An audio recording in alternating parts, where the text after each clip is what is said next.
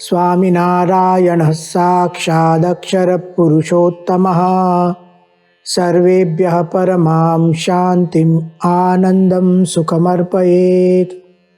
वसुदेवसुतं देवं कंसचाणूरमर्दनं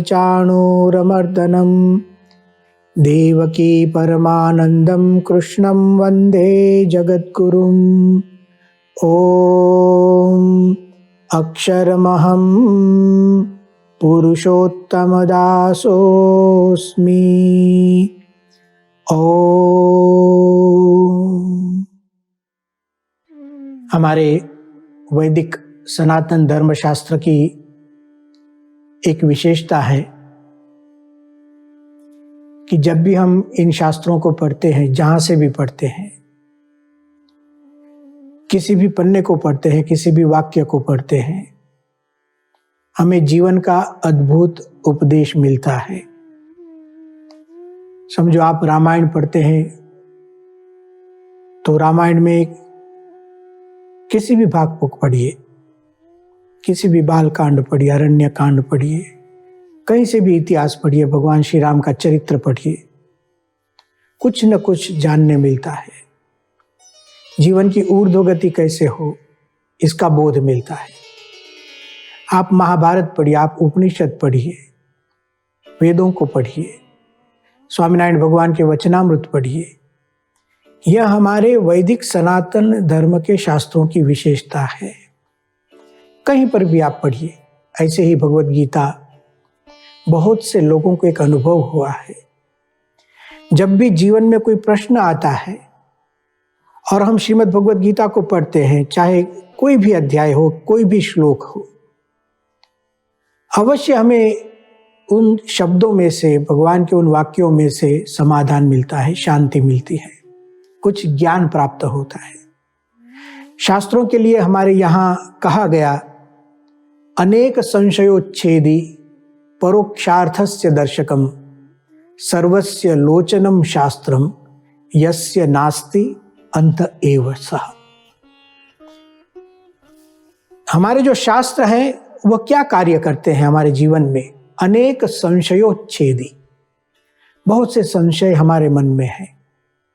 इन संशयों का उच्छेद हो जाता है, विनाश होता है जब हम ठीक ढंग से योग्य गुरु के पास शास्त्रों को पढ़ते हैं। अनेक संशयोच्छेदी परोक्षार्थस्य दर्शकम, जिन वस्तुओं को, जिन पदार्थों को इन नेत्रों से हम देख नहीं सकते, इन इंद्रियों से हम, बाह्य लौकिक इंद्रियों से जिन वस्तुओं का अनुभव नहीं कर सकते हैं, ऐसी अतीन्द्रिय बातें, अलौकिक और दिव्य रहस्यमय जो सिद्धांत हैं, वह भी जब हम शास्त्र को पढ़ते हैं तो पहले श्रद्धा से, फिर प्रतीति और अनुभव से हमें इस ज्ञान की प्राप्ति होती है।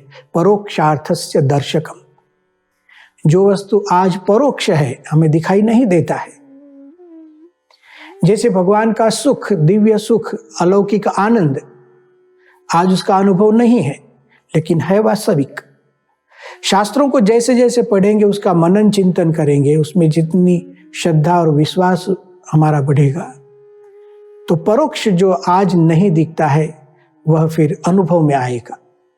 परोक्षार्थस्य दर्शकम, भगवान का निवास स्थान, दिव्य धाम, अक्षर धाम, एक स्थान जहां विदेह मुक्ति पर आत्मा जाती है, आज नहीं दिखता है।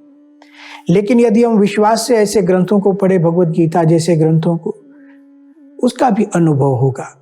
अनेक संशयोच्छेदी परोक्षार्थस्य दर्शकम सर्वस्य लोचनम शास्त्रम, जैसे हम स्थूल नेत्र से एक विश्व को देखते हैं, ऐसे शास्त्र रूपी भी एक नेत्र है। उस नेत्र से हम एक और बड़ा विश्व देख सकते हैं। यस्य नास्ति अंध एव सः, जो व्यक्ति शास्त्रों को नहीं पढ़ता है, शास्त्रों का अध्ययन, अभ्यास, मनन, चिंतन नहीं करता है, अंध एव सः, वह अंधा है। श्रीमद् भगवत गीता एक, हमें समझो, एक दिव्य नेत्र है। भगवत गीता के सिद्धांतों को सुनकर, एक अभिनव नेत्र को, नूतन नेत्र को पाकर हम जब दुनिया को देखते हैं तो दुनिया अलग सी लगती है। भगवान श्री कृष्ण अर्जुन को यहाँ सांख्य ज्ञान सुनाते हैं, देखिए। और इन उपदेशों को अब जब सुनते हैं तो एक विश्व में तो हम है ही, और इस विश्व का अनुभव इतना गहरा है, इतना प्रभावशाली है, तो एक सत्य दब जाता है। तो शास्त्र हमें एक नूतन नेत्र देता है और उससे हम पूरा विश्व देखते हैं। भगवान श्री कृष्ण सांख्य ज्ञान में अर्जुन को अभी तक आत्मज्ञान समझाया, देह और आत्मा की भिन्नता प्रदर्शित की। अब जो बात आती है अद्भुत एक विषय, जगत की विनाशिता, जगतः नाशशीलता। यह जो दृश्यमान जगत है वह नाशवंत है। अद्भुत उद्घोष श्रीमद् भगवद गीता का भगवान श्री कृष्ण कहते हैं, जातस्य ही ध्रुवो मृत्युः ध्रुवम जन्म मृतस्य च तस्माद् अपरिहार्येर्थे न त्वं शोचितुम अर्हसि। अर्जुन को कहते हैं, हे अर्जुन, जातस्य ही ध्रुवो मृत्युः। ध्रुवः शब्द का अर्थ है निश्चित, अवश्यम भावी, जिसको कोई मिटा नहीं सकता है। कौन सा यह सिद्धांत है? जातस्य ही ध्रुवो मृत्यु। जिसका जन्म होता है उसका मृत्यु निश्चित। ध्रुवम जन्म मृतस्य च, और जिसकी मृत्यु होती है उसका जन्म निश्चित। कितना अद्भुत वाक्य है। यह भारतवर्ष का डिंडिम घोष है। जैसे आत्म तत्व की सत्यता, देह और आत्मा का भेद, इसका डिंडिम घोष यहां हुआ भारतवर्ष में, हमारे दिव्य शास्त्रों में। उसी तरह यह जो विश्व है वह नाशवंत है, परिवर्तनशील है, यह घोष भी हमारे यहां 5000 वर्ष से हो रहा है। जातस्य ही ध्रुवो मृत्यु, जो जन्मा उसका मृत्यु निश्चित। देखिए, अनुभव कीजिए, शब्द तो है, थोड़ा सा विचार कीजिए, अपने आसपास देखिए। हम जहां बैठे हैं आसपास एक नजर कीजिए, देखिए जो जो भी चीज दिखती है, हम जहां पर भी देखते हैं, और इनमें से जो वस्तु जन्मी है क्या उसकी मृत्यु निश्चित है? विचार कीजिए। हमारी आंखों से हमें दीवारें दिखती हैं, हाँ, कभी बनी है तो कभी टूटनी भी है। हमारे आंखों के सामने दरवाजे हैं, खिड़कियां हैं, कभी बनी है तो मिट जाएगा। जो आया सो जाएगा, जिसका जन्म उसका मृत्यु निश्चित। देखिए, आसपास देखते रहिए, पूरे विश्व को देखिए, जो कुछ भी देखा है उसको याद कीजिए। जिसका जन्म उसकी मृत्यु निश्चित। बस यही सिद्धांतों की अविनाशिता है। इसे ही सनातन सिद्धांत कहते हैं। सिद्धांतों को मिटाया नहीं जा सकता और सिद्धांतों को बनाया भी नहीं जा सकता। यह तो एक अविचल, एक भगवान की रचना देखिए। प्रकृति में परिवर्तन होते ही रहता है, इसको कोई रोक नहीं सकता। उसको स्वीकारना है, समझना है, स्वीकारना है। जातस्य ही ध्रुव मृत्यु। जैसे जैसे हम चिंतन करेंगे, इसका विचार करेंगे और इस सिद्धांत को स्वीकारेंगे, मन से स्वीकार लेंगे, तो बहुत से दुख कम हो जाएंगे। शांति का धीरे धीरे अनुभव होने लगेगा। देखिए, एक परिवर्तन का समुद्र चल रहा है चारों ओर। परिवर्तन के समुद्र में हम डूबे हैं। जितनी चीजें आसपास सब परिवर्तित हो रही है, पुरानी हो रही है। हाँ, किसी समय वो नई थी, आज कोई चीज नई है। जो नई थी वो आज पुरानी हो रही है, जो आज नई है वह कल पुरानी हो जाएगी। एक वस्तु दिखाइए जहां परिवर्तन नहीं। यह भगवत गीता का उद्घोष, जातस्य ही ध्रुवो मृत्यु। परिवर्तन का एक महासमुद्र चल रहा है और न केवल हमारे आसपास जो दिखता है हमें, हम जहां रहते हैं, जिस घर में रहते हैं या तो जिस शहर में रहते हैं, हम पृथ्वी लोक पर रहते हैं। पूरी पृथ्वी, पूरा पृथ्वी लोक सतत परिवर्तनशील, विनाश की ओर, उत्पत्ति से स्थिति और स्थिति से विनाश, यह जो एक प्रक्रिया चलती है उसको कोई रोक नहीं सकता है। ब्रह्मांडों तक जाइए, अनंत कोटि ब्रह्मांडों तक जाइए और सोचिए। श्रीमद् भगवद गीता में भगवान श्री कृष्ण ने पुनः पुनः इस सिद्धांत को दृढ़ किया है। कोई व्यक्ति इस परिवर्तन के सिद्धांत को समझ ले, यह जीवनोपयोगी विचार है। यह केवल एक जैसे चर्चा के लिए या बौद्धिक एक चिंतन के लिए की हुई बात नहीं। इस सिद्धांत का संबंध सीधा जीवन के सुख दुख के साथ है। हाँ, पूरा विश्व परिवर्तनशील है, कदाचित विज्ञान भी इस बात को कहता है, साइंस भी इसको कहता है कि एनर्जी है वो सतत परिवर्तित होते रहती है, ट्रांसफर होती रहती है, वे लोग भी कहते हैं। लेकिन भगवद गीता उस बात को तो करती ही है। यह तो विज्ञान है। 5000 वर्ष से अभी तक किसी ने इसका खंडन नहीं किया। जो भी सोचता है वो स्वीकार कर लेता है, मानने लगता है, जीने लगता है। तो एक विज्ञान तो सुनाया भगवद गीता ने कि जिसका जन्म उसका मृत्यु निश्चित। लेकिन एक यहां आगे एक बात है, तो फिर क्या न तुम शोचितुम अर्हसि, तो चिंता मत करो। सभी वस्तु परिवर्तनशील है, नाशवंत है, कोई स्थिर नहीं रहेगा। देखिए, अब हमने स्थूल पदार्थों की तो बात की, जो विश्व में दिखता है, जिस घर में है, जिन चीजों का हम उपयोग करते हैं, उसकी नाशवंतता तो हमें पता चलता है। कोई भी वस्तु को हम जब खरीदते हैं तो उस पर एक्सपायर डेट आती है, प्रत्येक वस्तु पर आती है एक्सपायर डेट। हाँ, कोई न भी लिखे तो भी एक्सपायर्ड तो होता ही है। तो बाहरी चीजों में तो हम समझ सकते हैं कि परिवर्तन एक चल रहा है। अब और थोड़ा नजदीक आइए। ब्रह्मांडों से होता परिवर्तन इस पृथ्वीलोक पर चल रहा है। इस पृथ्वीलोक पर होता परिवर्तन जिस शहर में हम रहते हैं, गांव में रहते हैं, वहां पर भी हो रहा है। उसमें जो वृक्ष है, हमें जो नदियां दिखती हैं, पर्वत दिखता है, सब कुछ परिवर्तन हो रहा है।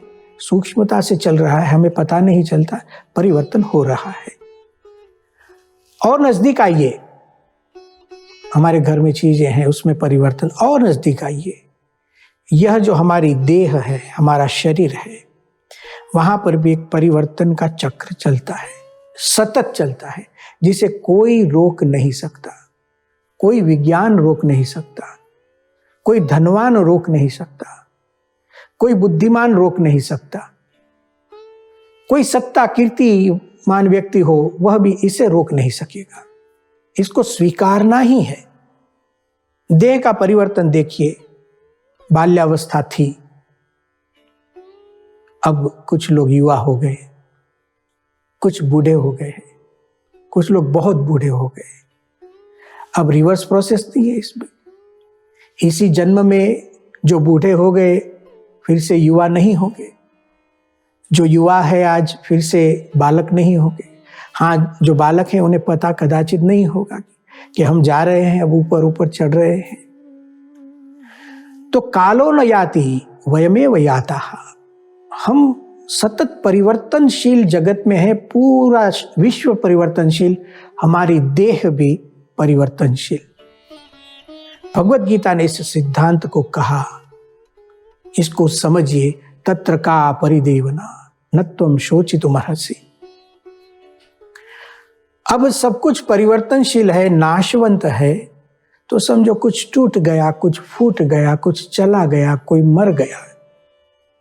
इस नाशवंत शरीर में कुछ रोग आ गया, इस संसार में कोई मुश्किल आ गई, कुछ दुख आ गया, हम संकट में आ गए। न त्वं शोचितुम् अर्हसि, तो चिंता मत कीजिए। विश्व का स्वरूप समझ कर रखिए, माया का स्वरूप समझिए, प्रकृति का स्वरूप समझिए। जो भी जन्य वस्तु है, जिसकी उत्पत्ति उसका विनाश निश्चित। देखिए, गीता ने पहले ही कह दिया है, आत्मा का जन्म नहीं है। न जायते म्रियते वा नायं भूत्वा भविता वा न भूयः।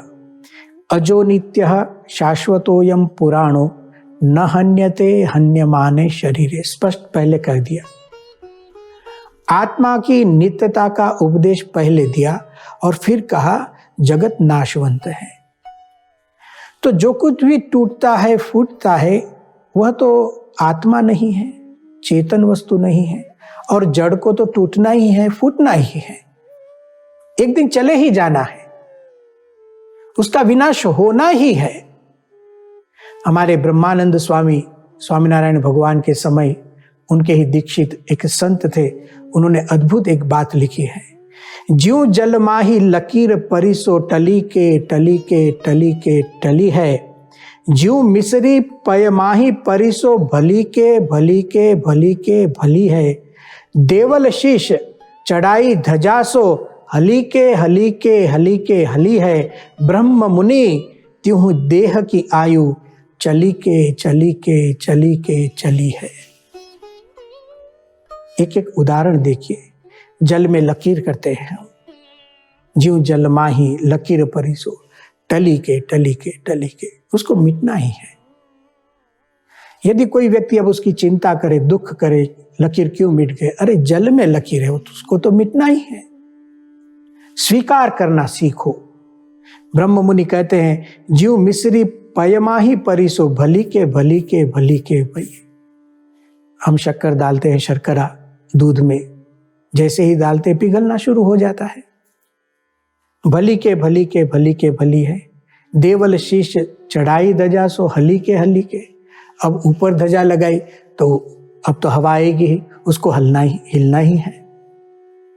इस तरह ब्रह्म मुनि त्यों देह की आयु, यह जो मनुष्य शरीर है, यह जो देह हमें मिली है, उसकी आयु चली के चली के चली के चली है। एक दिन जाना निश्चित, क्या तन मांझता है, एक दिन मिट्टी में मिल जाना। गुरु हरि श्री प्रमुख स्वामी जी महाराज वारंवार इस पद को गाते थे और समझाते थे, क्या तन मांझता है, एक दिन मिट्टी में मिल जाना। यह एक ध्रुव सत्य श्रीमद् भगवद गीता हमें समझाती है।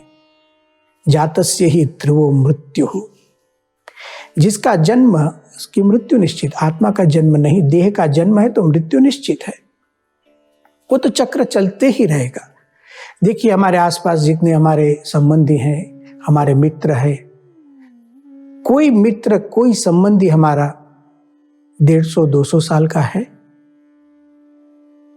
कोई 150-200 साल पुराना कोई मित्र है जीवित? नहीं है। हाँ, कोई 100 साल 110 साल तक जीते हैं, यदि जीवन पवित्र हो, आहार विहार शुद्ध हो, जीवन में संयम हो तो लंबी आयु। तो भी लंबी कितनी? 110, 115 समझो। कोई 150 साल पुराना है, कोई मित्र संबंधी, हम भी हैं कोई। और 150 साल के बाद आज जितने जीवित है उसमें से कोई रहेगा? प्रमुख स्वामी जी यह सब समझाते थे। यह सनातन सिद्धांत है, जातस्य ही ध्रुवो मृत्यु हो। जिसका जन्म हुआ उसकी मृत्यु निश्चित है, यह काल का चपेटा है। हमारे दूसरे एक संत स्वामीनारायण भगवान के दीक्षित प्रेमानंद स्वामी उनका नाम है, उन्होंने भी एक पद लिखा है, चपेटा काल का ऐसा, झपेटा बाज का जैसा। किसी बाज को याद कीजिए, कैसा झपेटा मारता है अपने शिकार पर। ऐसे काल मृत्यु हमें छोड़ती नहीं है।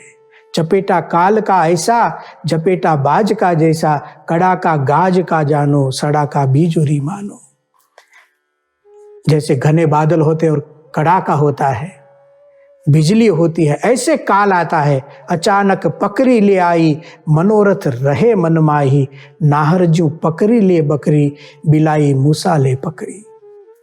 अद्भुत लिखते हैं यहाँ, अचानक पकड़ी ले आई।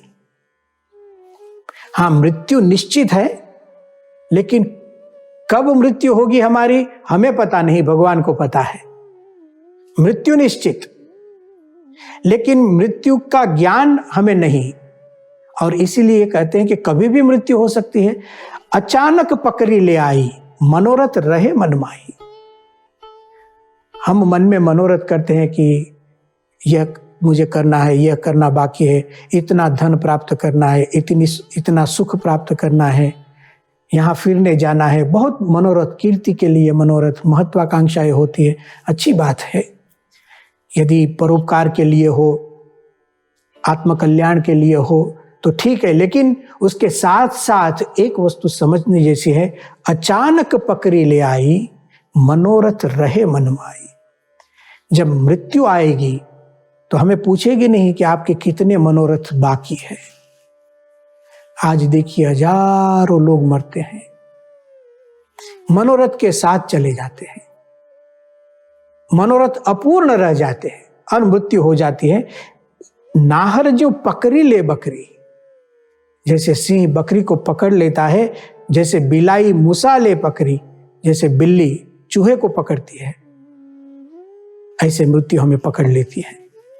हमें से मतलब यह जो शरीर, यह जो देह, उसका नाश अवश्यम भावी है। विभिन्न उदाहरणों से प्रेमानंद स्वामी समझाते हैं, मीन ज्यों बगले लपकावे, दादुर ज्यों साप सबकावे, ऐसे तू काल मुख जई हो, फेरी तू प्राणी मुख जई हो। मीन ज्यों बगले लपकावे, मीन छोटी छोटी मछलियां होती हैं और बगला उसको खाता है, बकह। मछली का मनोरथ क्या, बगले के पास, बकह के पास क्या चलता है उसका। मीन ज्यों बगले लपकावे, दादुर ज्यों साप सबकावे।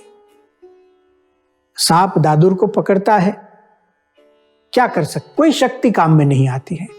ऐसे तू काल मुख जई हो, ऐसे मृत्यु हमें खा जाती है, हमें खा जाती है, अर्थात हमारी यह देह, उसको मृत्यु से कोई रोक नहीं सकता।